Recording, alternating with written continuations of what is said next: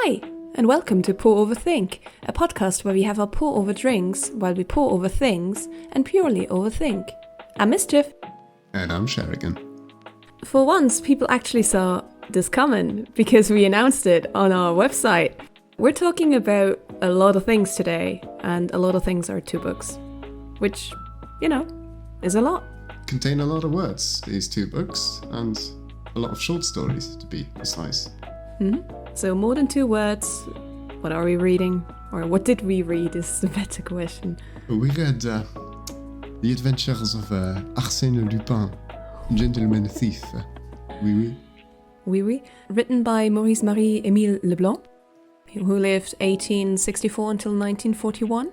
And the book, it didn't appear as a book. It was a short story published in a magazine Je sais tout.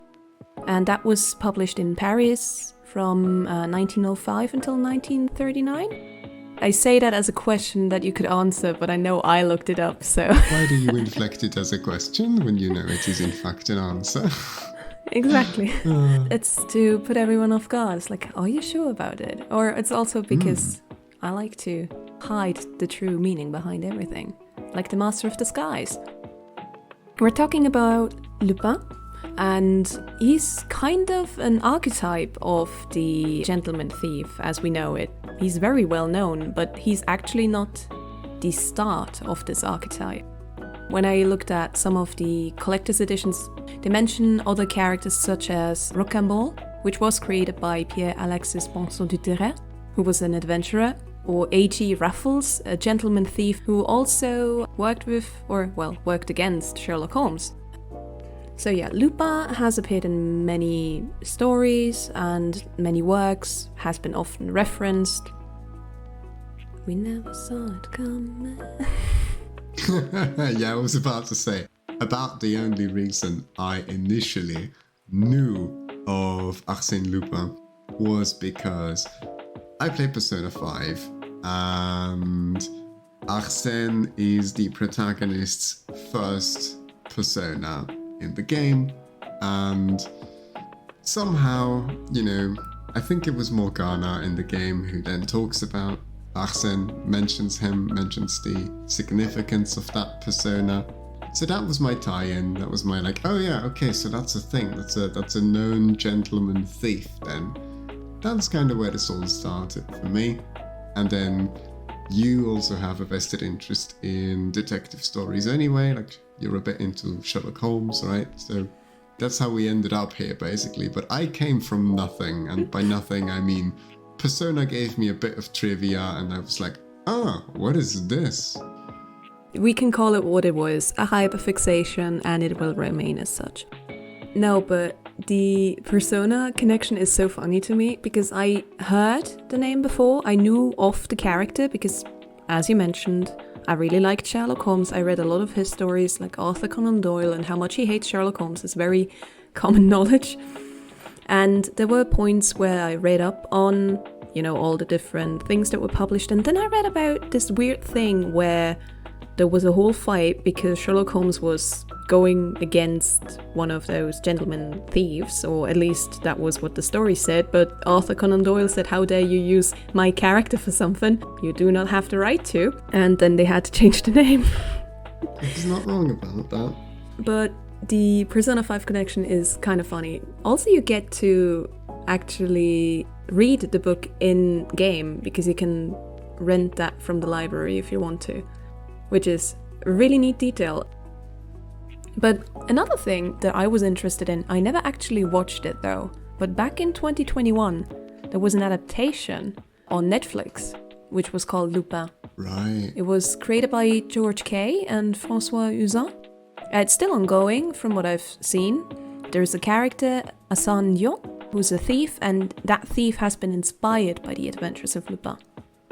So it's a different take on adaptation, because it's still fiction. I really wanted to check it out a few years ago, and I still might check it out. You still have time. Yeah, true. Today we've read 2 books. Arsène Lupin, Gentleman, Cambrioleur, which was published in 1907. And Arsène Lupin contre Herlock Sholmes, or Sherlock Holmes, which was published in 1908. And that covered a lot of short stories. It sure did. Yes, and the first chapter, it was The Arrest of Arsène Lupin. Do you have any thoughts on that story? Or do you want to summarize what it's about? What a smooth segue. Oh, I think it was very smooth.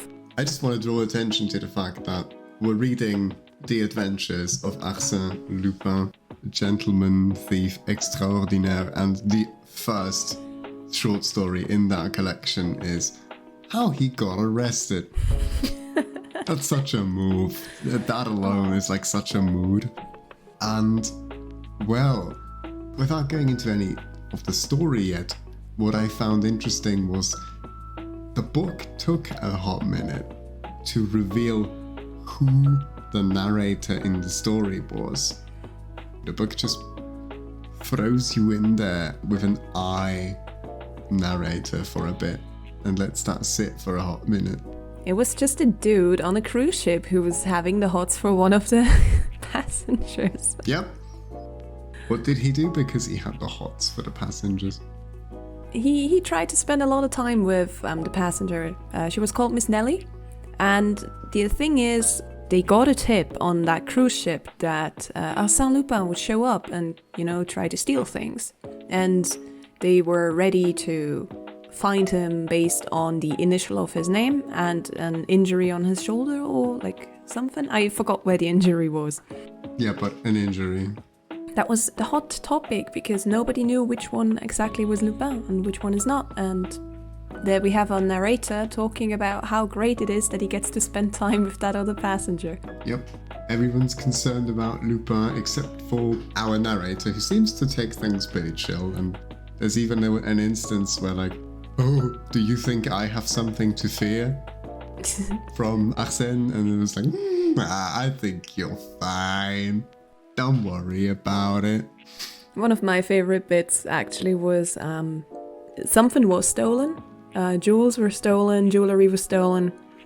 And Miss Nellie is talking to our narrator because our narrator is a photographer. He had like a Kodak camera with him. And she goes, oh, but where would they put things? They have searched so many people already. They searched this dude's cabin. They searched this place. And our narrator goes, well, I guess they could have put them in like the camera thing or something like that, Yeah, in theory, obviously. I have to say, though, I didn't really like that bit that much in this chapter. I liked that moment, but I think the way they set up the narration was rather unreliable because the problem with the reveal later is that we hear his own thoughts on Lupin and how he's questioning which one it could be, which makes no sense because it is him. It is him, yeah. The story throws you off by actively providing you with thoughts that Lupin shouldn't have. Essentially what it's doing, the way it's written, is the narrator is almost trying to bluff the other characters in the story and the reader simultaneously, and that doesn't work. You can't really do both at the same time if you are the character. It's almost like if Lupin as a character was aware that he has readers, and he needs to fake it to the readers too. That's the setup. It isn't as smooth as it could be, I agree. I think it would have been better had it just been his thoughts on whatever the situation was, and the conspicuous thing is his absence of thoughts on Lupin, because for Lupin to wonder, who could it be, that's just weird. I think in a different story, we're gonna talk about that, it's done way better, which I think overall it has improved, but when I read the first story, it was a bit miffed myself. I was like, damn, I had expectations, and I know it's an old book, but that one made me sad because you were able to kind of guess where it was going, and you were like, oh, this is fun, this is neat, because it's a very good showcase of how he functions, not just with the tip-off that he also gave. Yeah. Because he ensured that people were looking for the wrong people, basically, for his setup and for his own distraction, because he he's a gentleman, you know. He actually, if he likes someone, he wants to spend time with those people and get to know them. So it was kind of neat, but I think it wasn't done as well as it could have been. I mean, it's also the first story, so... Yeah, it's the first story, and I mean, this is... I have to say, I mean, you said it now, this is a recurring thing that he does, where he's like... hiding... Well, obviously he's hiding his identity, he's a thief. Who would have guessed? What?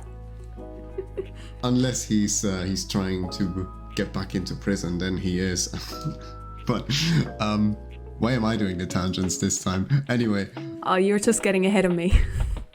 The thing is, he does this a bunch of times where he's in a situation, the others don't know who he is, and he then, like, he himself tips someone off that Arsène Lupin is gonna do something, steal something. It's usually well done, and like the bit where he talks to a different character who's like, ooh, do you think I should worry about Arsène Lupin? And he goes, oh, no, I don't think you have anything to worry about. When it is him, like, that sort of thing happens occasionally, not always in that exact constellation, but something like it.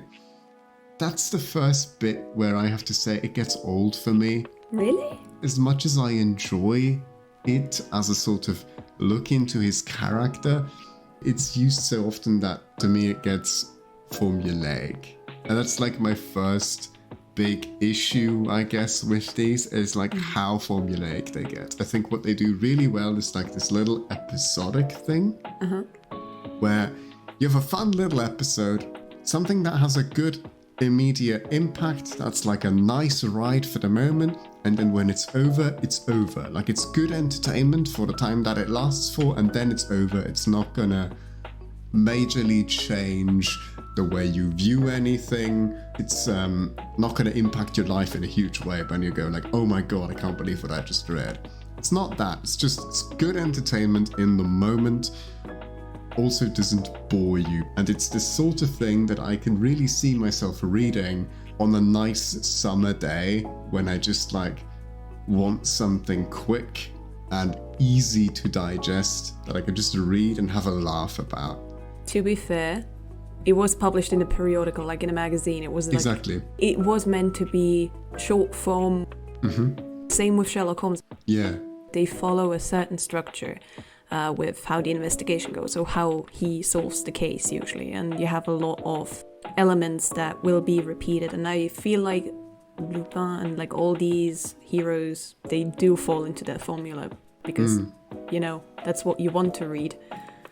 Yeah, and I'm not saying it's badly done.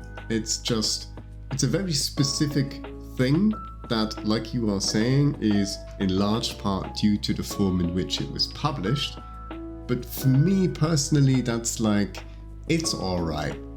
One thing that I really liked about this short story, we kind of explained it before, but then glossed over. They're on a cruise ship, so they're traveling and they were cut off from civilization. But when they reached shore, that was when we were introduced to Ganimard, the inspector, and it kind of sets up this rivalry because it's implied that Ganimard was usually working on Lupin's cases, but not really successfully. And you have like this little interaction where Ganimard was specifically waiting for Lupin, and Miss Nelly was talking to Lupin, like, oh, do you know which one it is? Like, do you think they're waiting for him? And, you know, he's still kind of playing it cool, and then Ganimard goes, you know, Bernard d'Andrézy is already dead. And Lupin goes, if Bernard d'Andrézy were dead, I should not be here, but you are mistaken. Here are my papers. I was like, no, wasn't me. And Miss Nelly absolutely just, you know, hides the evidence because she liked him. What an end to his story. He still gets arrested though. That's a sweet touch. However... So now we get to the second story, which is aptly named Arsène Lupin in prison, because guess what? That's where he is, right? Nothing to fear, as what you would think. What we have in the second story is a baron who gets a note Maybe, we could call it a calling card, I think. Oh yeah, we could do that. May I? Yeah, sure. So, I distinctly remember loving how they framed this, because there was a big talk. Like, it just starts with Arsène basically saying, oh yeah, if you're ever in that region of Paris, you should really go check that out. You should really have a walk around there. It's a really nice neighborhood. And in that neighborhood, like on the other side, there's this manor of this baron who has this amazing collection of art and other like valuables that he guards like a hawk, to the point where no one even really knows what's in the collection, because he's so paranoid about it being stolen that he doesn't even let anyone see it, really. He's just that paranoid about his possessions. And then said baron gets the note, and the cool thing is, Arsène basically says, oh yeah, that's a lovely so-and-so you have hanging next to the fireplace. And I also quite like the other paintings, like two slots to the right from that. Those are also quite lovely. I would really appreciate it if you could arrange for them to be mailed to this address for me, so I can have them. And if you don't, I shall remove them from their current location myself and take a few other things besides. That's the way they frame it. I have to admit, I've read that story in French, so I'm a bit rough on the details because my French is bad. But one thing I do remember, didn't he also say, well, I'm not taking so-and-so because those are fake? Yes. That is so funny. And like, why it's so great is because we've established that nobody really knows what's in the collection. And so by telling us and the Baron, or whatever his title is, explicitly, oh yeah, that piece over there and that's a fake, by the way, he must have had access to the room, basically, otherwise he couldn't have known. Which sparks a huge bit of paranoia in the dude, understandingly. But at the same time, we all know now he's in prison. There's not much he can do, right? Right. To be fair, if you're like this paranoid, maybe you should talk to the inspector that, caught him, and that is, for some reason, in the exact same location you are. Maybe you should check that out and talk to him and, mention that you got this note and see if he can provide you with some help. That's a good idea. Sounds like an excellent idea. They chat for a bit, and the inspector tells him, nah, it's gonna be okay, like, don't worry about it. He's in prison. And, he's like, yeah, maybe. But also, just to be sure, would you like to help me, please? And they set a whole thing up, just to make sure that on this day where Lupin says stuff will be stolen, that there are some people there to protect said stuff. Right. It's all going so well. Super well. It goes so well that the day after, the stuff is missing. Oh shit. How could this happen? Oh, we don't know. The people that were looking after were knocked out. Like, stuff happened. We don't know what happened. Oh no. I love this bit so much. Who could have possibly? From prison, nonetheless, right? Quite. Wait, now I need to remember. Did the reveal happen with Ganimard actually talking in prison to Lupin? Yes. I think so. What happened was Ganimard is talking to Lupin about this whole theft. As it turns out, it wasn't Ganimard at the scene, but a friend of Lupin's that just, disguised himself as Ganimard, because only the name was known and they didn't know what the guy looked like. So the imposter made his way into the place and was able to, just steal from within. Actually, a really smart move. I really like that story. Yeah, it's a really good move. And the way they set it up, the final reveal, like, why did the Baron know that Ganimard was in town? Easy.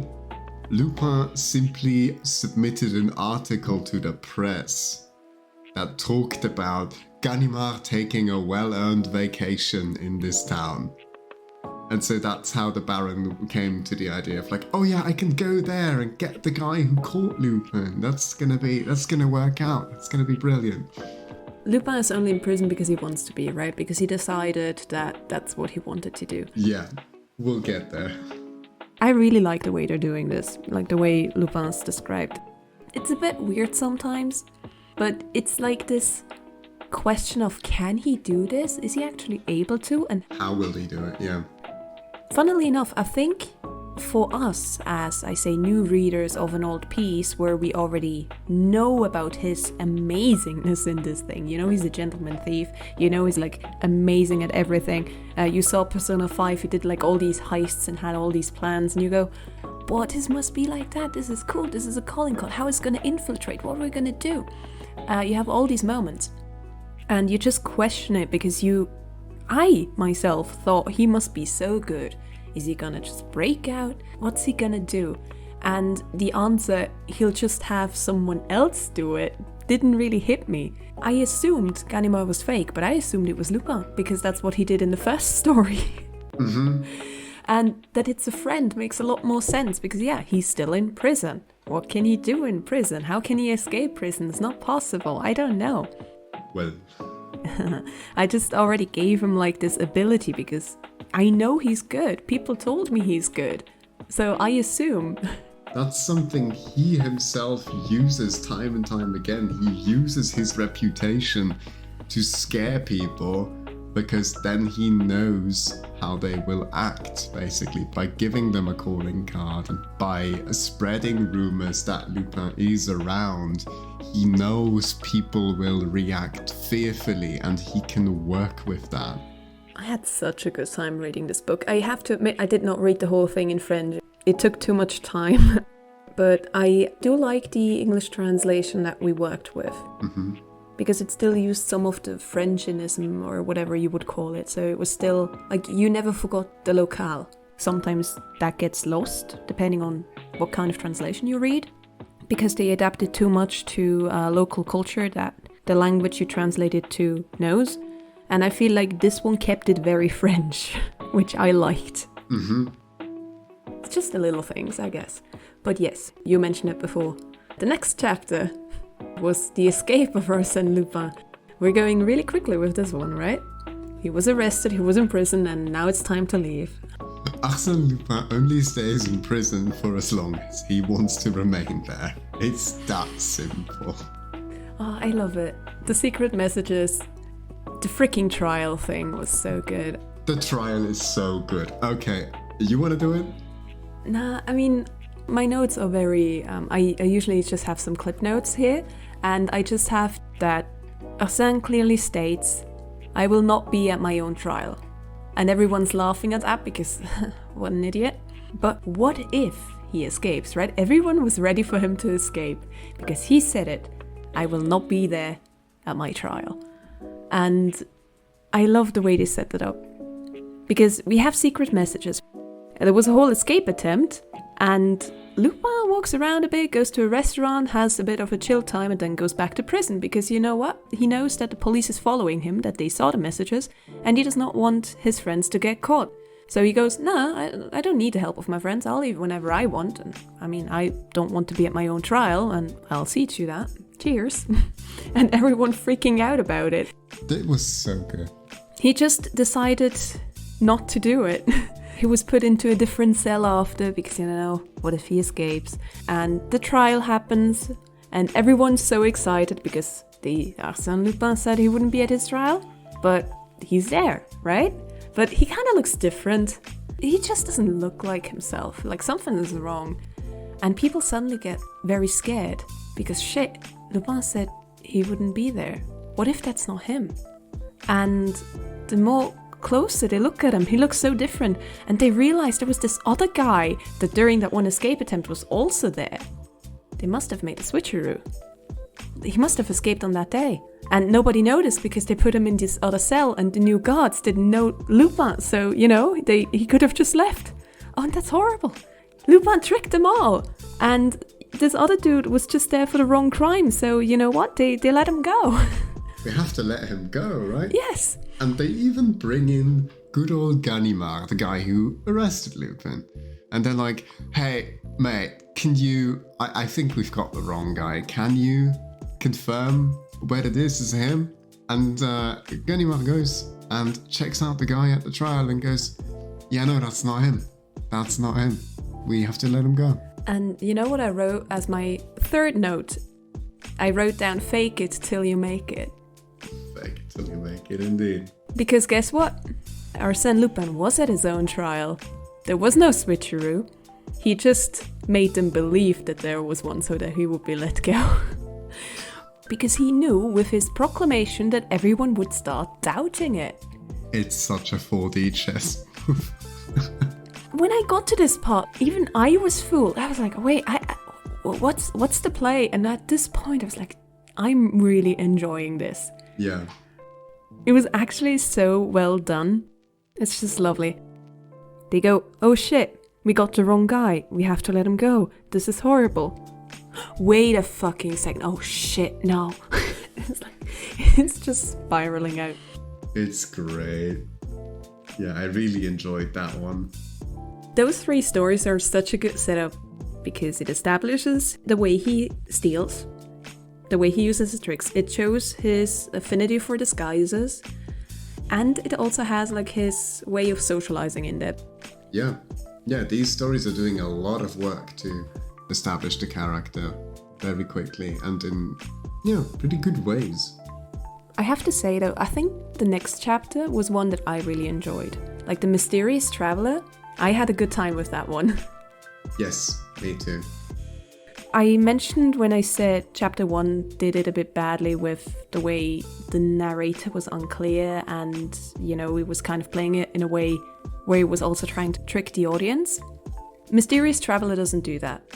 It has a similar vibe, but it doesn't do that, and I really like it. Yeah, Mysterious Traveler actually pulls it off, the whole, oh, I'm not him sort of spiel, without really trying to deceive the audience at the same time. Because we have our guy, our narrator at the train station, he walks into the train compartment, there's already a lady there, our narrator sits down, puts his stuff to the side, and there's another dude there. And the lady's a bit nervous because, oh my god, Lupin recently, escaped. What's gonna happen? And what happens is that the person that was also in the compartment actually attacks them and gets them unconscious.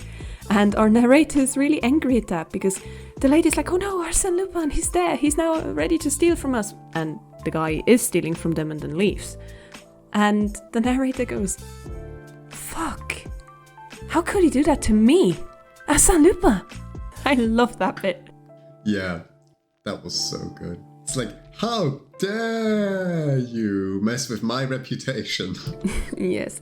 And, he also stole his stuff, so Lupin is now working with the police without letting them know who he is, because they're still thinking Arsène Lupin's on the run, but Arsène Lupin is with the police trying to get his shit back. Yeah, that was great. I love that story. It was really well done. Just this misunderstanding of who exactly is the narrator. It was leaning very much into the same vibe that the first story had, but to me was pulled off a lot better and was a lot more fun. Yes, I agree. It's not always Lupin's perspective, which makes these kind of stories work, because you never exactly know. And I do like that. Yeah, they do leave you guessing every now and then, and that's what makes it fun as well. Because, usually they're from his perspective, but not always. And sometimes they take a minute, the stories, to make it clear whose perspective this is, and they play with you not knowing, which is very, very neat. I feel like these short stories do a lot, even as an audiobook, on a train ride or something, since we're in a train compartment now. Choo-choo. It might be a really good time to just have these little short stories in there, because they do a lot, but they're not too much. Yeah, I agree. I say that. I've read the book while on my way to work, basically. So I should know. That's good commute stuff, yeah.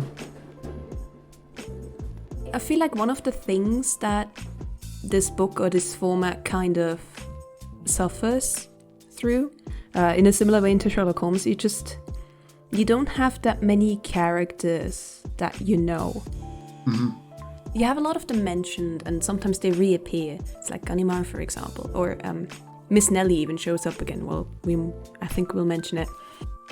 But there's no like major through line from when we last left off with character X, like where we last left off with Nelly when she shows up again. We don't get arcs for these characters, they're more just there. More like an archetype. Almost like an established, elaborated on stock character that just you can throw in there and have them do their thing for a story or two, and then they leave again until, you need them again for something. It's just, you don't really have much of a supporting cast. You know Lupin's friends. You know he has connections. You know he has people, but it's not like, I'm going back to Persona, for no reason at all right now. You have like the whole group of thieves and you know them all by name and they all have their story. You don't really have that here. You have Lupin's friends, but we don't know their names. Right. And I'm absolutely not bringing up Persona 5 because the next story is the Queen's Necklace. Absolutely not because of that. Absolutely not related. How would that be related to Persona 5? Do you know? Yes, I do. I'm so proud that you got the DLC. The Queen's Necklace is another really good story. I don't want to spoil it actually too much because this is one of those you need to read it for yourself. I agree. I do like the way they set up the mystery. Mm-hmm. I mean, I can explain the connection to Persona 5 because we had this before with Arsène being one of Joker's main personas, basically. But is he in the DLC, I think, right? I'm not even sure.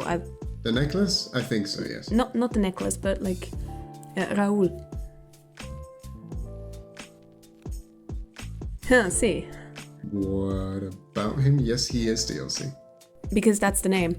Yes. The other persona of Joker, like the true persona, basically, if you wanted to go with that. Oh wait, was that the name of the... I did not make that connection. I mean, to be fair, I did not make the Queen's Necklace connection, but that's a good one too. I like it. Oh, okay. Okay, now I get you. Wait, you didn't? Teamwork makes the dream work. Raoul is basically the other form, like the other... Yes. The second stage, or third stage? Whatever stage. Yes, but it's like also known as Arsène Raoul Lupin, you know? Yes. It's when you fuse Arsène and Sataniel, which is the final persona, so it's usually for New Game Plus run and stuff. Right. Oh, he's also in Tactica. I didn't know that. I had to look that up. I haven't played Tactica yet. Can't play them all. When I got to the Queen's Necklace and I read the story and I was like going, oh, I know where this is going. I know what that reveal is gonna be. And it's just like, Raoul, I'm like, we never saw them. It's like, Persona brain is there. I am sorry. Maurice Leblanc, I am absolutely sorry that my main connection is just gonna be Persona 5. It's fine. Hey, listen, I'm trying so hard not to mention Pancake Boy. Who? Yeah, it's fine. We're staying with Lupin. He's in my mind. No, but I really like the Queen's Necklace. I recommend the story, not just because of it being a Lupin story or something. It's a really well done story. Yes. Basically, it kind of gave me Mask of Red Death. The random person showing up, unknown, mysterious. Not as deadly. I'll take your word for it because I have no idea what you're talking about. The short story by Edgar Allan Poe. Oh. The Plague. Like where everyone's just, dancing, having a festivity, and you have like the midnight clock. The Mask of the Red Death. No, haven't read that. You know the Cask of Amontillado though? Yes. Okay. And you know the Telltale Heart? Not by name. I haven't read many of him yet. many of his stories yet. You also have the collector's edition. I do. Doesn't mean I've read it. It's a collector's edition, not a scholar's reader edition. Edgar Allan, though. Edgar Allan, though. Nevermore. I'm not sure if I keep that bit in then. Like, the reference isn't doing it. No. Sorry. That's okay. No, but the image that I was trying to convey is you have the separate group, the inside group, the party group, whatever you want to call it, and you have like the intruder, the mysterious character that brings doom, knowledge, whatever kind of thing. I'm just surprised. That's fair. The Telltale Heart, by the way, is the story where one guy kills another guy and, puts the body underneath the floorboards and he can still hear the heartbeat, which makes him paranoid. Damn, that would make you paranoid. Funnily enough, Baldur's Gate 3 Astarion actually quotes the Telltale Heart. He does? Cool. Yeah, I completely went off track. A tangent, who would have expected that? Not from me, never. No, a tangent on this podcast. Intangible. No, but the Queen's Necklace, absolutely worth it. So yeah, don't want to talk about its plot itself or the mystery or how it's solved. We're just saying that one's one that you really should read if you have the time. I think we almost gave it away to people who know Persona, but, for those who don't, it's a good short story. I mean, we all know it was Lupin. I mean, yeah, that's never the mystery. It's never the whodunit. I have to admit though, like after this, like the Queen's Necklace I vibed so much with. The Seven of Hearts I really didn't.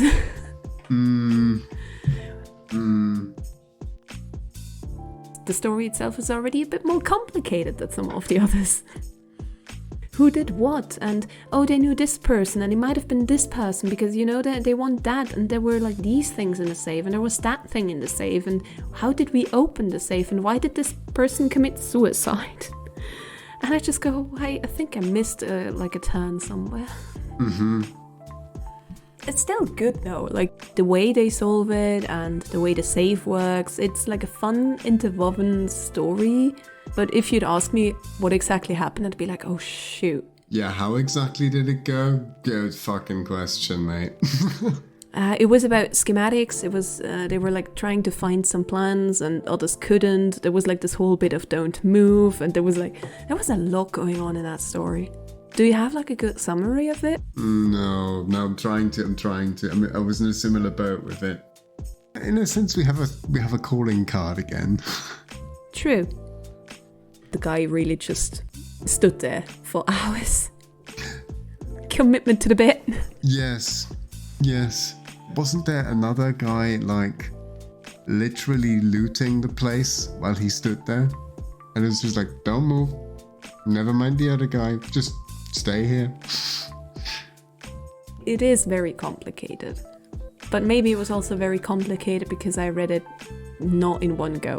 Because I do feel like... Did you read this one in French or in English? That was the point I stopped reading in French. Okay. I gave you the easy way out. The Queen's Necklace I still read in French and English to kind of like see that I actually got it right. But with the Seven of Hearts, that was the point I gave up. I still think the story itself holds up well enough. Because I don't remember like being annoyed by it or something. I do remember that I liked the way it was resolved. It's just I'm really struggling to remember a lot because my notes just say quite complicated. Yeah, it's a start.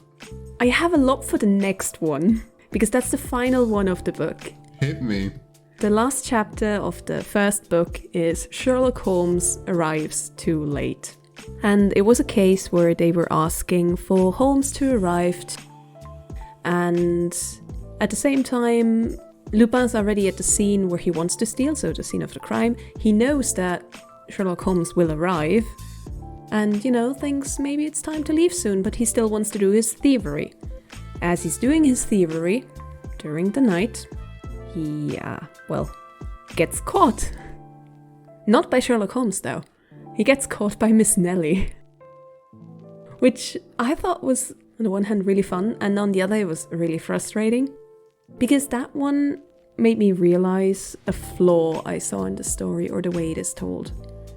Because we always hear so much about how Lupin doesn't mind his lifestyle, that he thinks it's cool because he likes the adventure, he likes the challenge, he likes these aspects because they keep him going, right? And that he enjoys these things. But when he gets caught by Miss Nelly, he's like, yes, she knew that I'm a thief, but now she saw me doing the worst crime ever. She saw me do the thievery. She saw me do the thing. And I'm like, yeah, and you shouldn't fucking care, should you? But he does care. He does. He apologizes and Miss Nelly tells him that he has to return everything. And he promises that he will do so, and he does so because he does like Miss Nelly. And Miss Nelly still lets him escape, so like win-win, I guess. But it's just that moment. I was really happy about the recurring character because again we talked about there not being a supportive cast. So the return was very nice. But it's just, to me, he always seems so fine with it, with his thievery and what he's doing. And I always kind of assumed, again, due to Persona 5, that with the thievery lifestyle, like they're fine with it. You know, that's what they're doing, they're fine with it.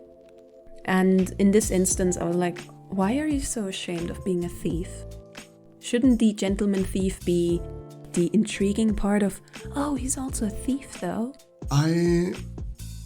So, the way I read it, right, I'm not gonna go too big into some of the whys for reasons, but I think for Lupin, initially, thievery was a necessity. And like, there's a certain unease that comes with that. There's a certain clash between having to steal to survive and this gentlemanly, proper citizen sort of behavior. There's a clash there. And I think when you style yourself as this gentleman thief, you like the mystery. You like the sleight of hand. You like showing people what you can do without having them peek behind the curtain. But you don't want them to peek behind the curtain, because at the end of the day, you're still stealing. I mean, I like how you said that because he was hiding behind the curtain in that scene. That's what I'm thinking. Like, he's fine projecting the air of mystery and of intrigue that comes with, ooh, he's a thief. Nobody knows how he does it, right? So he doesn't want to be caught by people seeing how he does it. I kind of disagree with the necessity part that you mentioned, because I don't think he ever stole out of necessity. I mean, I know what you want to talk about, but I don't think that one was necessity. I think it had more to do with... Oh no, this is one where we talk spoilers. Yeah, exactly. But you get where my idea is coming from, right? I do understand. I just think it had more to do with the situationship, like the relationship between characters, and this being more of a I get back at you. Like for treating people the way you treat. Because I don't think they were in a bad situation. I don't think it was a necessary situation, but it was I have an ability, I have a talent that I know how to use. Fair. And the way this situation is going, I kind of don't like. And since I know what to do, I can just do. So, I read that differently is what I'm saying. But at the same time, I think your reading also works. It's just, I never even considered that, which was why I was like, why are you so sad about a thing that you're kind of proud of? I see. Yeah, no, to me it's implied, and just like he doesn't want the characters to see it, he doesn't want it to shine through in the stories told about him, and that includes the stories we're reading. So that's just my kind of read on it. That is a fair point. I also liked the, behind the mystery is what I don't want you to see. It's just the necessity of it. I was like, the way he handles himself and talks about his thievery and his reputation as a thief, I was just like, why are you now so pissed off at being a thief? Fair. I kind of read that one differently, but I think you're making a good point. I would actually have to reread it. It's just It's kind of the Ursula vibe. It's like, oh, I know the talents I have possessed and I will use them for the miserable, lonely and depressed. Pathetic. Nice. Suddenly Ursula. No, but it's just that vibe of be aware of what you can do and using the talents for the way you want to, and sometimes use them for good. Questionable good. Right. But, I mean, that's just one half of the story, because, I mean, Lupin returns everything the day after. He promises that the stuff will be back and it's all fine, but he also realizes, oh shit, Sherlock Holmes is going to be here to check for a thing. Oh, it wasn't to catch him, it was to catch a secret tunnel or something like that.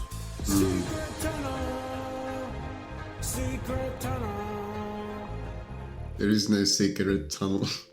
It was like the secret place to the chapel or something, and they asked for Holmes's input. And Lupin decided to leave before Sherlock arrives, but on the way, he meets a guy in his 50s. And they chat for a bit, but very quickly, and I actually really liked that first meeting. Because Sherlock Holmes is able to clock Lupin basically immediately, but not immediately enough. You know what I mean?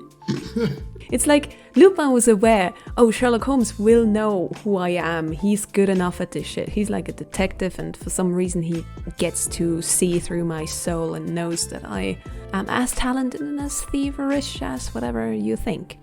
And the way they played that back and forth, I really enjoyed. Because nobody was the winner. Until we realized that Lupin also stole Holmes's watch. A thing that he did before. He did that for Ganimard as well while in prison. Watch your watches when you're in the vicinity of Arsène Lupin.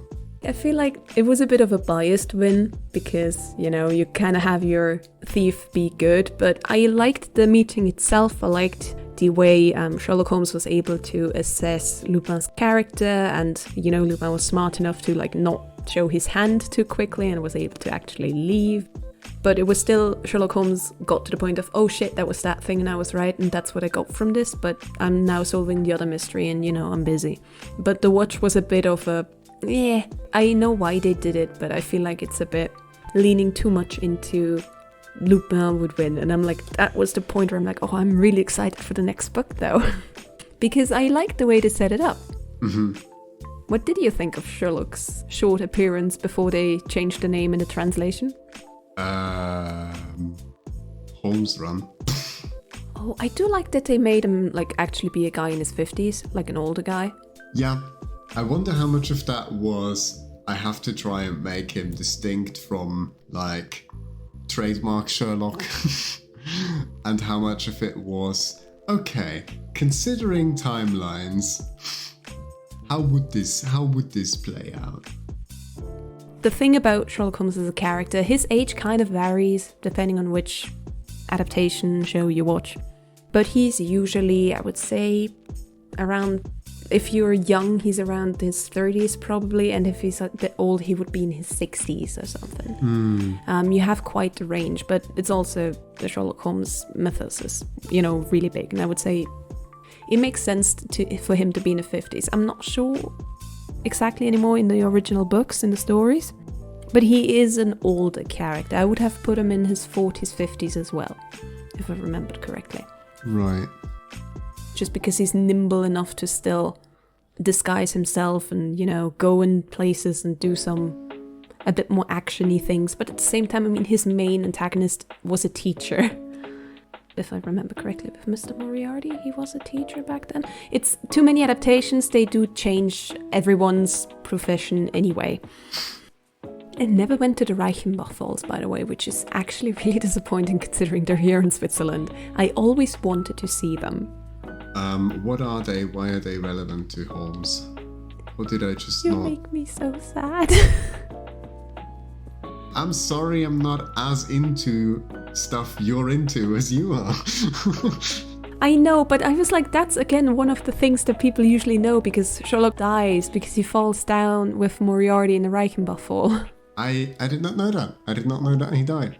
at all. Like, I know nothing about this character. I mean, to be fair, he was killed off because Arthur Conan Doyle really didn't like writing Sherlock Holmes stories, but people were so angry that he had to revive him later, so you have post-Reichenbach stories. Jeez.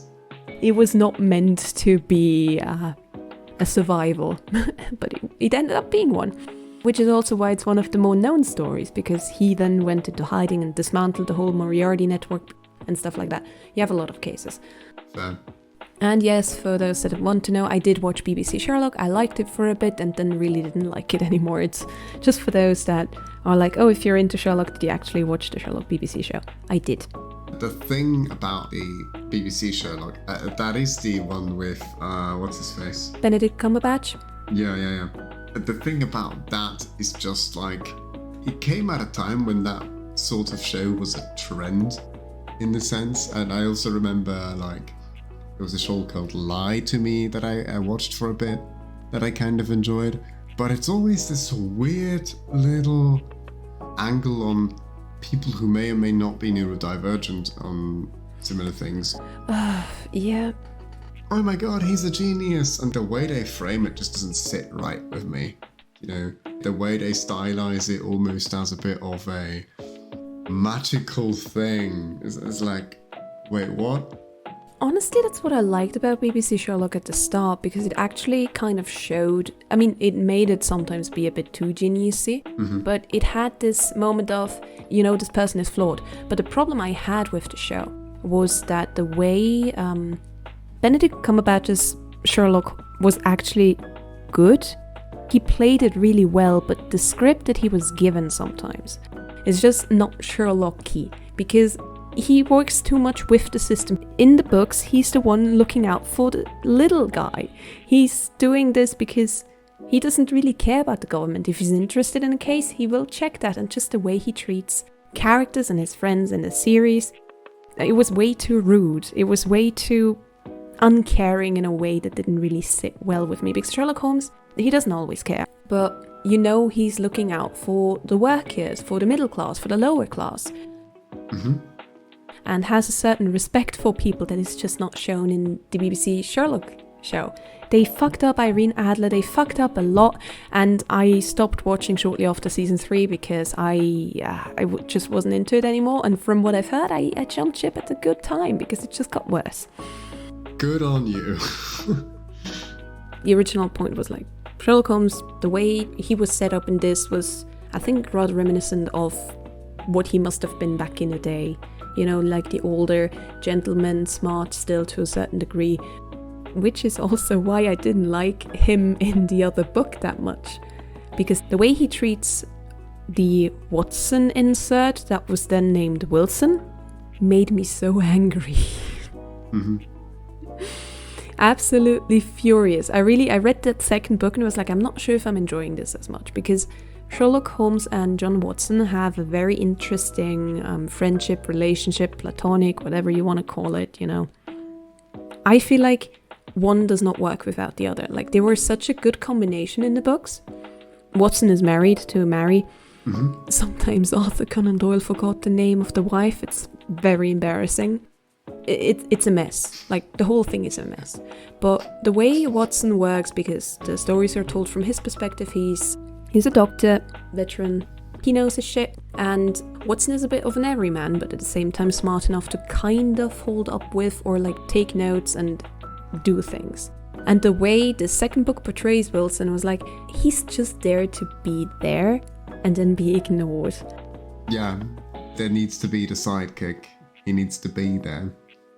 It just feels off because they don't understand Watson's character. They don't understand the character and the dynamic. They just kind of see, okay, guard dog, person following, happy, saying how great you are. And I'm like, no, he's more. Watson is actually really important. I'm not that good at this, explaining it, because it's been a while since I've actually read the short stories. There are a lot of them. But yeah, I got distracted.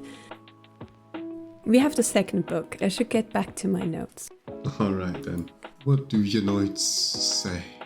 The second book doesn't start with Sherlock Holmes arriving. It starts with the lottery ticket number 514. Give me a small push there.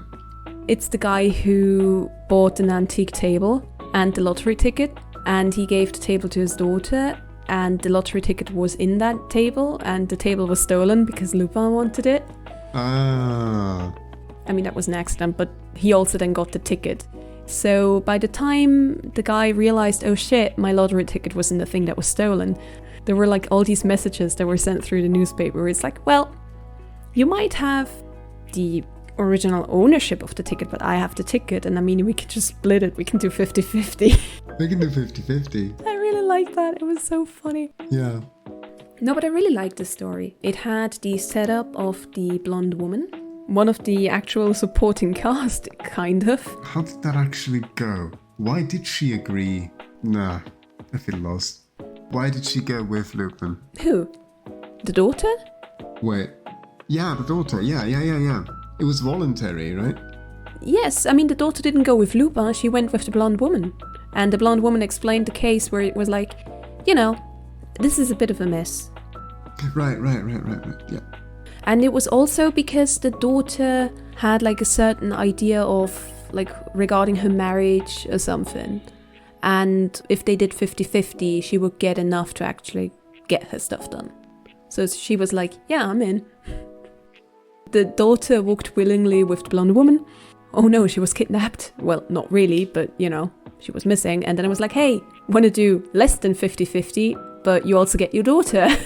Oh, split a ticket, get your daughter back. Even though it's a completely different story because it was about the lottery ticket and all that stuff, introduces two main focus points of the book that are in Sherlock Holmes, namely the blonde woman and the mystery of how they walk through their buildings, because they just vanish sometimes. No, but it was a fun story. They also had the attorney, the neutral party in that one house, where it's just like, oh, I mean, this is a thing. They also set up the newspaper here, now that I think about it. They do. But yeah, all of this was a good reintroduction to Lupin as well, if you've started with this book. That's true.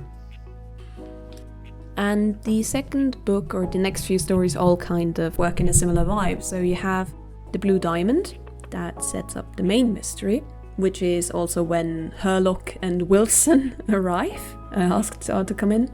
And the main points that are introduced here or mentioned here, there was a murder that happened. And Ganimard, who reappears, which is great, he kind of learns that one of the workers there must have had connections to Lupin, and he makes the connection to the blonde woman, so you know, might be that person. And the diamond is gone, and there has been a theft, and a lot of it is a mess. And Herlock just doesn't want to work with Ganimard. Wait, aren't you? Isn't it at the end of the Blue Diamond story where they write to Herlock Sholmes to hire him, but they're not there yet? No, like the actual first meeting is in the next chapter. That is true. But I kind of assumed they were already talking about not working together, but I do not have a note there, so that must have been me going a bit too far. Oh yeah, it's 2 chapters later. Right. Okay, yeah, okay. I'm glad that wasn't just me. Sorry for crashing into that, but I was like, wait, no. No, you're right. I didn't really actually write down a lot about the murder, but the bell was still rung, so you know, someone said, hey shit, something happened. But people are like, it must have been that blonde woman. Which means Lupin is involved. Clearly. Also, the diamond was a thing. Was the diamond stolen already? Well, when? Yes. It was gone, right? It was the ring. I'm like, oh, when did they steal the diamonds? In the chapter about the Blue Diamond. Probably. But yes. Do you have something to say about the Blue Diamonds? Not really, except that I enjoyed the switcheroo they did. It was just a nice setup. It's nothing new, it's a classical, oh, it was me all along, but like, it's well executed in this story and I enjoyed that for what it was. I always like it when there's a character in the narrative who essentially gets played by Lupin and then they get to realize, oh, this is what's happening. And then they still play along to an extent. They also had it in the previous story when the guy bought the table. He talks to this random stranger who is really interested in the table. And then later the table gets stolen because he didn't sell it. And it's like, oh shit, that dude must have been it. I'm like, yes, good job. I always like how these people either figure this out slightly too late to still do anything about it, or they figure it out in a moment where they technically could do something about it, but then decide like, he's kind of earned it. But now we have Sherlock Sholmes opens hostilities. Open hostilities! That's actually when they, that's a fun scene. I really liked it, actually. What exactly did you like about it so much? It was the dinner meetup thing, because Lupin is having dinner with a friend, having a chill time, and then he sees Herlock and Wilson arrive, and then he's like, oh damn, Herlock will know me immediately. We have met before while he was Sherlock. This is gonna go not so great. He's gonna recognize me immediately. And then goes up to him and goes, hi, nice that you're here. Hello, it's so lovely to see you. It really is like, oh, I can't actually run, so I guess I engage. Ja, Flucht nach vorne. Then I have a dinner, pleasantries, they kind of like exchange their respect and threats, have like their little games, you know, like ready to go. And I think Herlock's like, hey, I'll catch you. And Lupin's like, no. And then leaves. It's such a silly way to do it. And Herlock then, in that chapter already, wants to start investigating. And he investigates the best way he can. He tells Wilson to, you know, leave him alone, go back to the hotel, I'll go to the place. Yeah, not cool. Which already frustrated me. What I did like about this thing was like when Lupin realizes that Sholmes is nearby, he literally is unnerved enough to go for the oldest trick in the book, which is like, oh, suddenly I have a... Okay, I think I need to leave. That was his initial reaction, was funny to me. Oh, maybe I should leave. And then it was like, maybe we should have a drink. It was like, okay, pep talk's over. I can do it. I can face him. That was a vibe. I think he just really didn't expect that. You know, it's like, I have a friend who's a teacher and she also sometimes talks about how like she runs into students outside of school sometimes and the reaction is always kind of like, wait, you exist outside of school? What the heck? Maybe this was a similar sort of vibe for Lupin where it was like, wait, no, this is a chill dinner. This isn't supposed to be happening right now. I mean, to be fair, that is a reaction that people still have. I still have that reaction, not just with teachers or something. It really is just, you're in the wrong place right now. I'm not ready to have like this kind of conversation because you're usually in a completely different place. You know?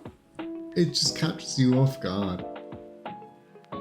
But the investigation actually starts. Wilson is sent to the hotel. Herlock goes to the house. And then they nearly get ambushed by Wilson. Which I thought was hilarious. I mean, it also goes into the bias thing because Lupin was actually able to trick both of them and lock them in to spend the night. But also I thought it was really funny, so I was like, that's fine. I don't know how you had the time to set all of this up in a short amount of time, but you know what? We'll take it. I can suspend my disbelief for this funny thing to work out. Herlock was like, yeah, I fell for it. Oh no, oh me. You know, it's not so bad. But after having to spend the night there, he was like, oh, I hate this shit. You're a piece of shit. You suck. He really went from quite chill to I hate this dude. Which I thought was even funnier. This is more where, like, the stories in the first book were also kind of connected, right? Where, well, we had the arrest and then the imprisonment, the escape and so on. And there was like a connection there. That was rather explicit, but now we really are in territory where it's like, okay, this is still a case, which is quite different structurally. Just like, sure, he still has to tell this story in this episodic manner, but like we now have an actual through line for a bit, which, you know, is nice. And a bit of a cast, actually. We see a lot of Herlock's investigation, which is also the next chapter, which is Light in the Darkness. That was the one where Wilson actually got injured because they were being followed, which Sholmes noticed. And after a while, Wilson engaged to, fight them off, got injured. Herlock decides to investigate on his own. And this is the chapter where he refuses to work with Gunn anymore. This was basically the setup of, I can do this way better if I work on my own, because we were being followed. The more people there are, the more people will see what we're doing. If I do this on my own, he will not be able to keep up with me, and I can also trick him a bit more, because he will think I will look after Wilson and I don't give a shit about him, which made me quite angry. It kind of works. It's just a certain read on the dynamic that I don't really vibe with as much. I remember more of the friendship and camaraderie, and it isn't really here, and that made me a bit sad. But I do understand, because a lot of the Holmes stories still function on Holmes doing his own investigative work. It's the way the cases are written, because Watson's the one describing them. He's sometimes just not there, so we don't know what's going on or what Holmes is doing, so that we get this reveal of what he had been doing. When he explains it and can be smart about it, because I have already done this or stuff, or I've already seen this, I've talked there, I was in disguise, or Watson goes somewhere, sees a guy, and then it's like, oh, this is Sherlock. Because we don't see Sherlock's mind. And in this case, because we already follow Sherlock's just like, yeah, we don't need Wilson, I'm just gonna do that now. Because we already have his point of view, because the mystery that we're trying to solve is not what is Sherlock doing, the mystery that we're trying to solve is what is Lupin doing. I can't imagine that Leblanc wasn't familiar with Sherlock Holmes, but I wonder why he's changed the dynamic so much. When fanfic writers... Because, let's be real, it is like a fanfic-y insert of a character. So, when fanfics do this, it's really weird when you take a character from a book and you change their entire characterization, you change how they interact with their friends, just so it suits your story. I don't know, it reminds me of people who ship their OC with one of the characters, and so they have to break up one of the couples, and because they have to do that, they have to make it so that the character who's actually into their canonical love interest isn't into them anymore, or is downright mean to them, or I don't know what. And it's kind of giving me that vibe, not the romance part, but why would you, if you want to include Holmes and Wilson, why would you change the relationship they have so drastically? What does it do?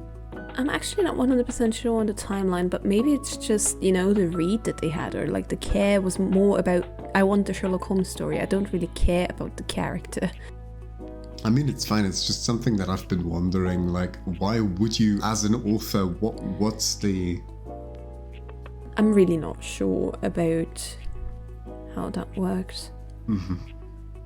I mean, you are right with the setup. And with the fanfiction, yeah...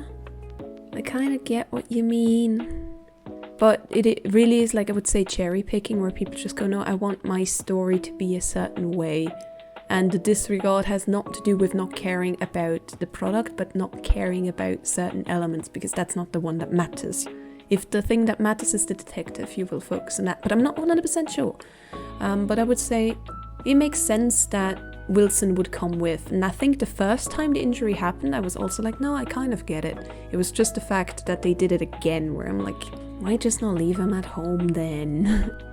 And I guess, this whole characters more as fully fledged characters that are almost human in their complexity is a very, very modern phenomenon, and as is the focus on character as the primary object of interest, where you're interested in how the character thinks or experiences certain things, or how they grow, right? And this is still an era more of a sort of a plot focus, or a sort of sensationally... I mean, when I say sensational, I mean look what this guy can do sort of thing. That's much more important than the exact characterization to a degree. With characters such as these, in today's time, it's really hard sometimes to remember what they were in the original. I've been saying it before and stuff. I'm not 100% sure if I get the characters right anymore, because I've read and seen so many Sherlock Holmes adaptations that even though I know what they are like, sometimes I struggle to go, which is it? Yeah, that's true. I mean, to be fair, like same with Jekyll and Hyde and stuff. Jekyll and Hyde is one of my favorite books, and I've seen some adaptations, and most of them get it wrong with how Jekyll and Hyde actually work, which makes me mad. But that's a discussion for a different day. But so many adaptations get it wrong, so do they get it wrong if they work off one another? You know, what is it based on? And I feel like in this case, it's been a while, so I don't know what exactly made it to Leblanc back in the day.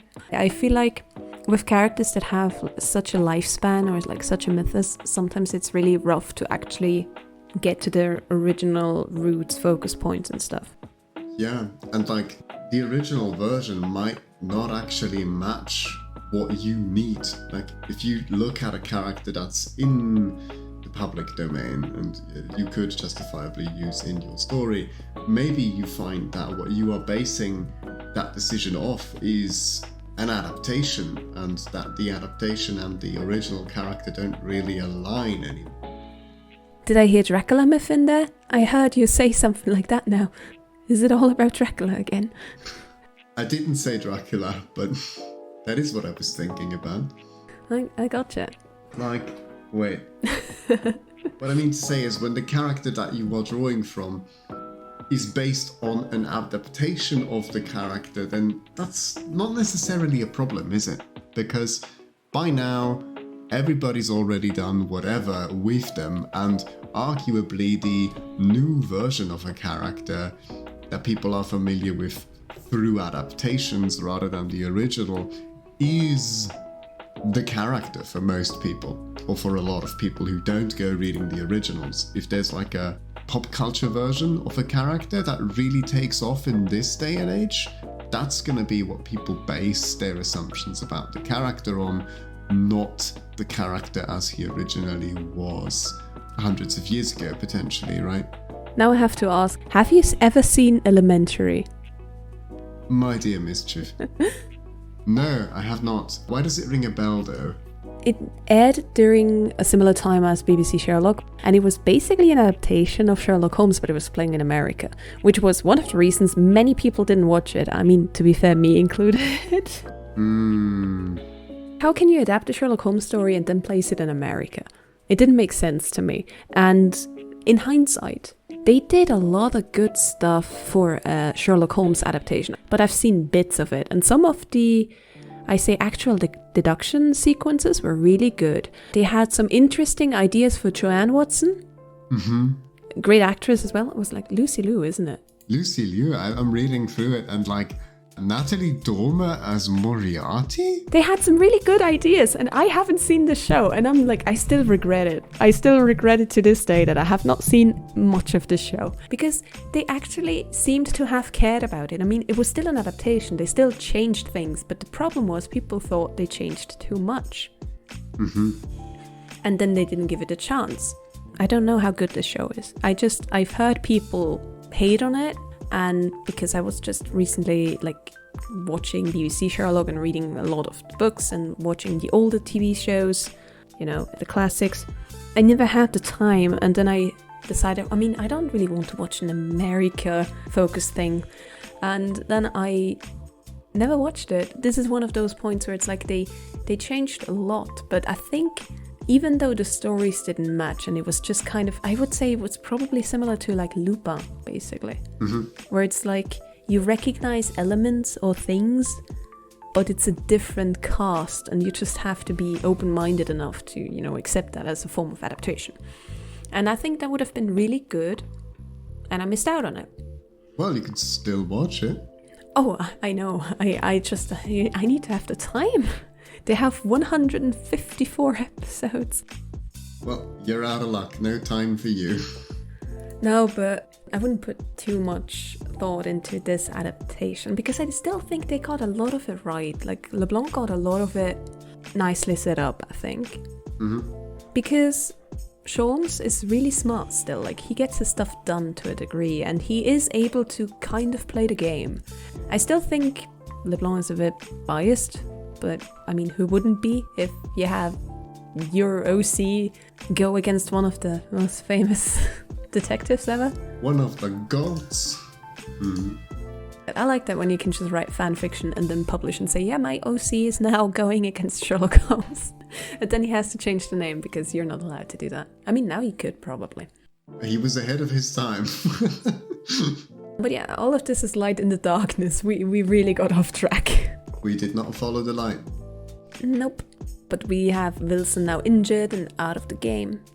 And Herlock wanting to investigate. And now we get to one of the better chapters in my opinion. I think an Abduction is really good. Alright, why?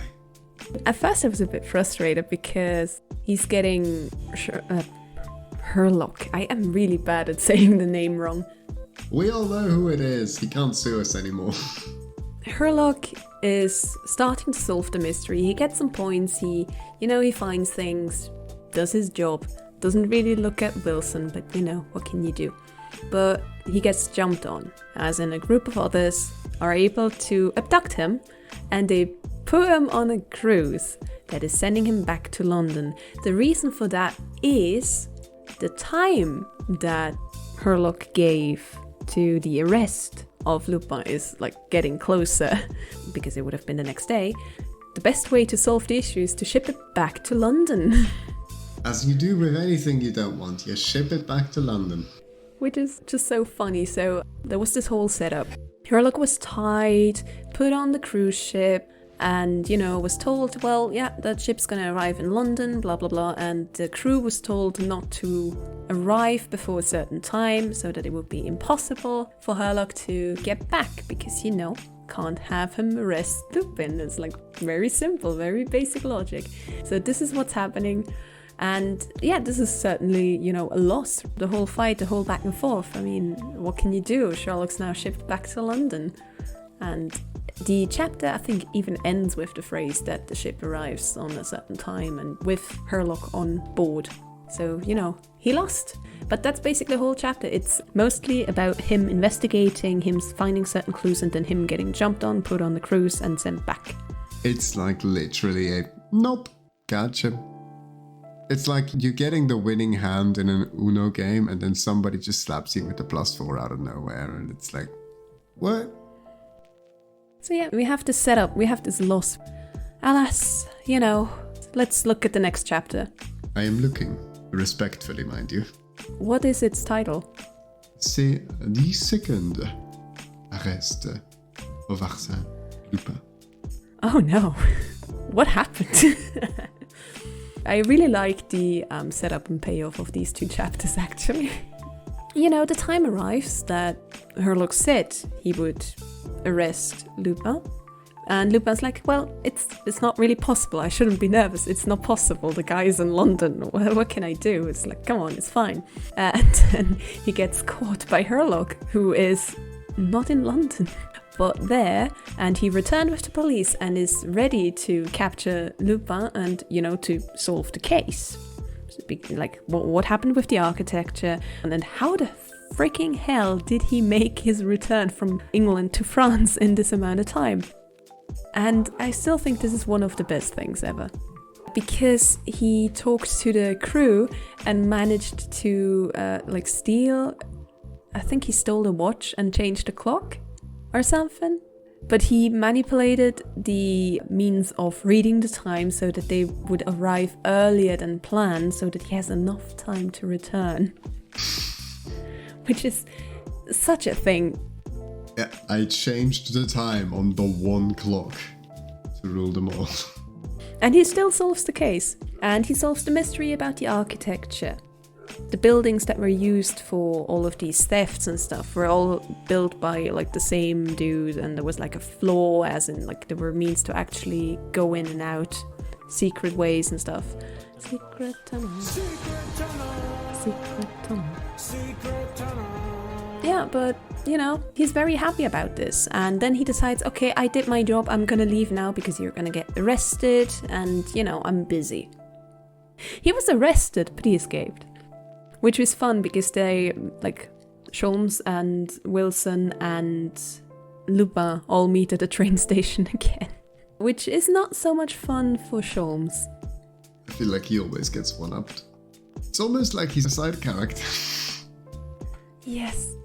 I am a bit miffed, but at the same time I feel like the fact that he left makes it okay, because it's like, it's not his fault he escaped. But then again, why didn't you wait, man? Why didn't you wait? We're getting to the end now with the last 2 chapters. The next one's the Jewish lamp. Herlock has been back in London after the whole thing, because what else can you do? And he gets a letter. He was asked to investigate another case, the one about the Jewish lamp. I didn't even talk about the blue diamond at all, I realize. No, you didn't. What happened to the diamond? That's not the main focus. We talked about the architecture. Now we're at the shipwreck. No, the lamp. We have this new case about the lamp, and he was asked to investigate, but also he was told by Lupin not to intervene, that stuff was happening, and do not do it. Do not. And Herlock goes, if I shouldn't, then I will, because this is a challenge. Challenge accepted. And funnily enough, I have one more note on this, and that's just Wilson being out of commission once again. What happened this time? That's my biggest gripe with these, actually, like with the Sholmes bits. If you're gonna have Wilson be out of commission or not doing... Did I call him Wilson? I called him Wilson. Anyway, if you're gonna have them be useless or out of commission all the damn time, why have them? Honestly, it would be so much funnier if it were like the Holmes stories that are written out of like Watson's perspective, so you have like Wilson write down, but then he's out of commission, so it was like, I was in hospital because my arm was broken. I had a very nice chat with that lady. Holmes didn't show up. I had a nice chat with the lady. I had an okay night. Today wasn't that interesting. I tried to ask Holmes about the progress of the case. He didn't show up. It seems like the case is over. I'm going home. That lady really was lovely. What happened? Why was he out of commission in Jewish Lamp? I didn't write that down. I just wrote down he's out of commission and like a sad face. This is where I have to admit I have not actually read these last 2. I'm sorry I didn't make these 2. Oh, then I'm not telling you anything about them. That's fair. I'm actually cool with that. Keep the mystery for me and for them. My disappointment's immeasurable. Yeah. I would say though, like, it's a nice conclusion to the whole book. And I do like the shipwreck chapter a lot, because again, it's kind of similar to the one with the opens hostilities. Or, well, even with Second Arrest of Arsène Lupin, because I do think the interactions between Lupin and Sholmes are really well written. It's like a nice verbal back and forth, and still respect, but also annoyance the more they interact with one another. Yeah, that's true. It kind of starts with, yeah, I think I can do well. I can do well here. And then it's like, why the fuck? Why are you doing this, man? I'm in my 50s. I'm almost ready to retire. Leave me be. But I would say overall, I preferred the first book, which was surprising, because I thought I would like the second more due to my affinity for Sherlock Holmes stories. See, that, if we had made a bet ahead of time, I would have said you are going to enjoy the second one less precisely because you like Sherlock Holmes. That would have actually been my guess. You make a really good point, but also I do read fan fiction. That's true, but like when the problem, well, for me, at least when no, I can't say it like that. How can I phrase this in a polite way? No, be impolite. Nobody can hear you. It's just us and the audience. Okay, we're gonna piss off the entire fanfiction scene right now in one sentence.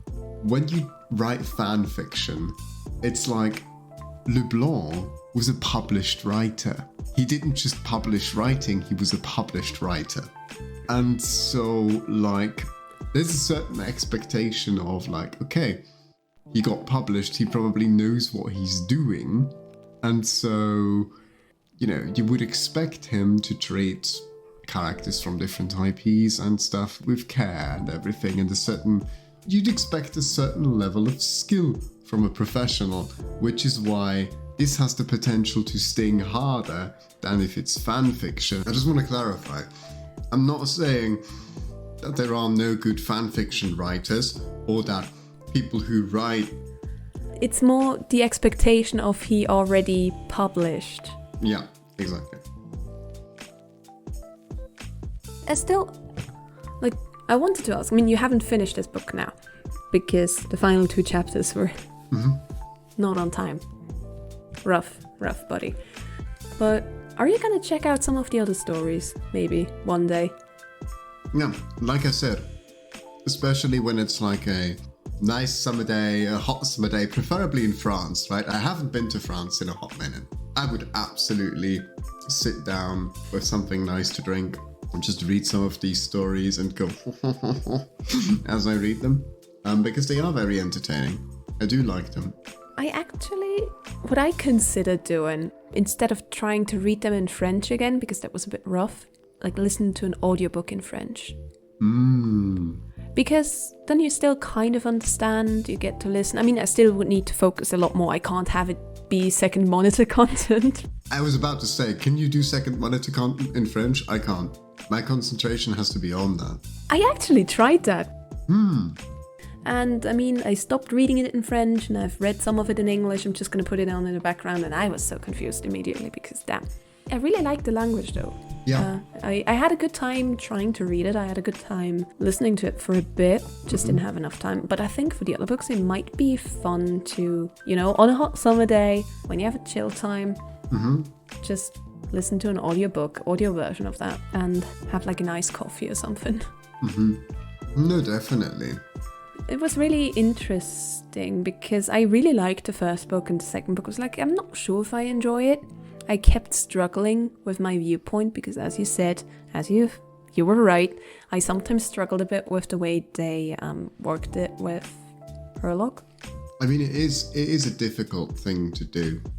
Certainly. I still think overall it's very well done because he's not stupid. He's really, he's getting there. It's just certain things that I enjoy about the character I sometimes felt were a bit missing, and mostly the ideology that he has of working alone and investigating on his own really bothered me because in London he has the homeless network, he has connections, and he talks to the people even in disguise. He's I kind of missed that, but at the same time in A Jewish Lamp I think he has like a disguise thing going on, if I remember correctly, for his investigation, which I thought was really well done.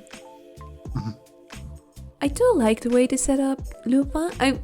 Funnily enough, it really went between disappointment because I had these high expectations, and at the same time being impressed because it kept it real. Because now you can't do that if you don't have connections, you can't do that if you don't have friends, and the reason he is able to pull off a lot is usually because of the immaculate plans and some skill. And it's less the actual Persona 5 thing where they, dashingly steal stuff and are really flamboyant while doing it. And it's a lot more flamboyancy is just means of misdirection. Which, interesting. It surprised me, which it shouldn't have, but it did.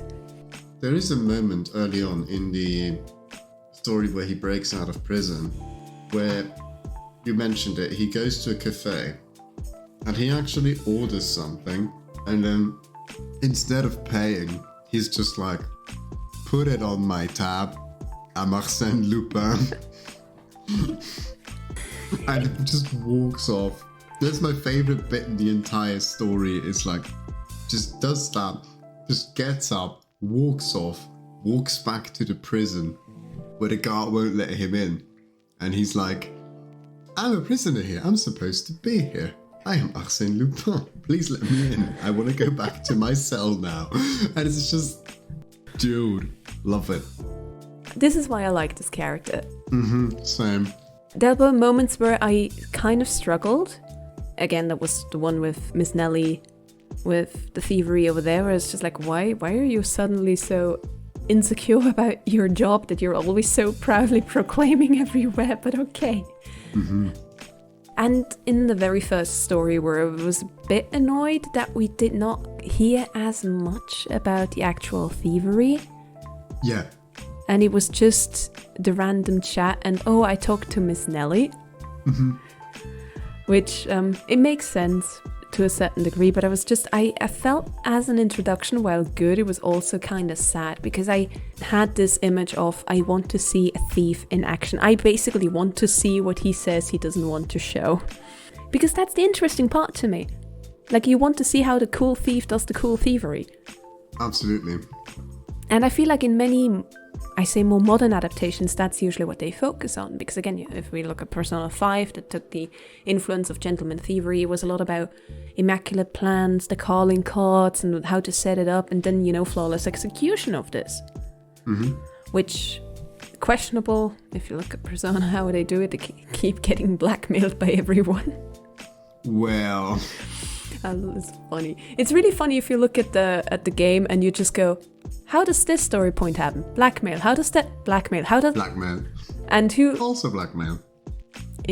Blackmailing yourself into the team is not. It's not just the thing that Akechi did. But I do feel like, Makoto did it too. Lupin didn't have literal fate against him, so I'd cut the Phantom Thieves some leeway, but he has a lot of blackmail. These stories are actually, like I said, more realistic in a weird sense. Mm-hmm. Like, they try to make sense of why is Lupin aware of this? Why does he have this knowledge, or where did he get that from? Yeah, they're not just hand-waving it. And it is usually connected to something. And they do tell you the connection. I mean, sometimes it's a bit weird that he knows everyone, but it's still... It's plausible. It's not always super elegant, but it's usually plausible, at least. Same with the mysterious traveler, where he's like, oh, the police shouldn't know it's me, but luckily the guy actually took my coat. They know that coat, they know this, and I can just talk my way out then. Mm-hmm. Because the only guy that can for sure recognize me is Sherlock Holmes. And they do stand with that, like with the disguise and stuff. Like, Herlock is actually able to recognize Lupin, which I think is good. Mm-hmm. I think fairly matched is a good argument. I would say. And I do recommend reading the Jewish Lamp and Shipwreck as a conclusion to this story, because actually really fun. Also explains a lot about the rest of the story, because there's more to it. Hooray! More? Oh my god. Do you mean to say there are more books? Oh, I mean that too. I think about 34 more. Really, 34? I hadn't checked how many, but gee, that's a lot. There in total there are 26, so it's 24. Apologies, I added a few more. Fanfiction. Yeah, then we have even more. Even more and more. Are you also interested to actually check out those other characters that I mentioned at the start with Pokémon Ball? Mm-hmm. And H.E. Raffles, who also was an antagonist against Sherlock Holmes, because similar time period. Mm. Sherlock Holmes had to go against so many thieves. I mean, kind of comes with the profession. You think so? Consulting detective does that to you?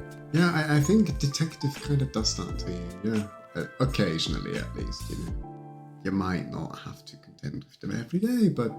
Now I have to ask the beautiful question that has nothing to do with this month's podcast. Yes? Do you think Lupin would be able to solve the Kira case? Huh. I have to admit that after our Death Note episode, I saw some more stuff on Tumblr, and there was actually there's an account that just asks, can characters solve the Kira murders? Yeah. And it's usually can catch, will not survive, can catch, will survive, cannot catch, will not survive, cannot catch, will survive. So you have a few options there for votes, and I've seen that recently, and now I was just thinking about that. Oh, it's could they catch Kira on Tumblr? Sorry. I'm gonna give this my own spin and say I see Arsène taking a similar role to what Mello did. Oh. Well, not in terms of characterization, they are completely different, but I can see Arsène contributing something, using his connections, figuring stuff out, and then providing a detail, something that helps Elle or Nia or Mello, whoever, depends on where in the timeline we are, right?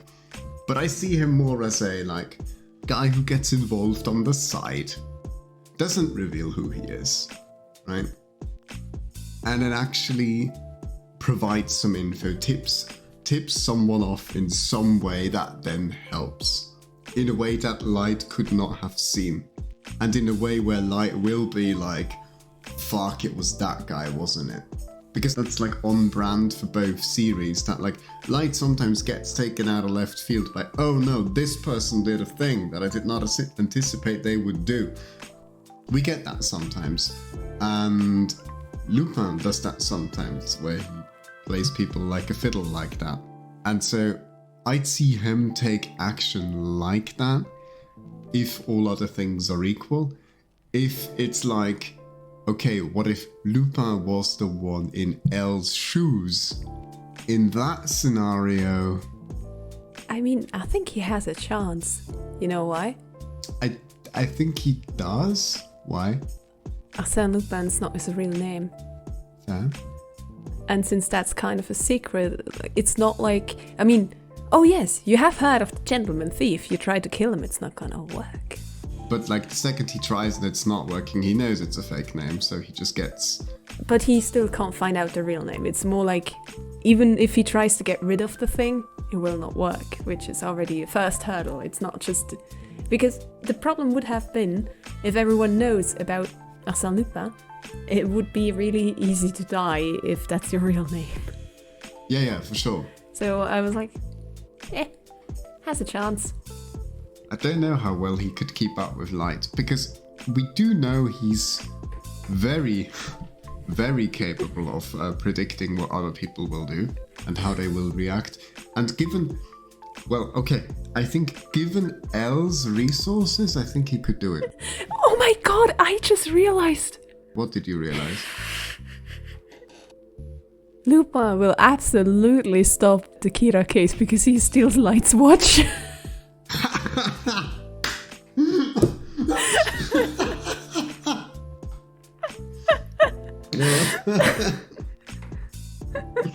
Oh my god. It pays off. Oh my god, yes. He's working with yes. Elle, he steals the fucking watch, game over. Oh my god. You know what? I just like... Imagine. He steals the watch from Light. And then they meet again. Right? And he's wearing Light's watch. With the piece of the Death Note in it. And then Light at some point goes, why do you keep looking at your watch? And Lupin just goes, don't you mean, why do you keep looking at my watch? And it's just like, there's just enough time on the timer, and it's just like, you know, Lupin's looking at the watch. It's just raising his head slightly, tilting his head slightly upwards, and like raising an eyebrow. I mean, honestly, congrats on writing fan fiction.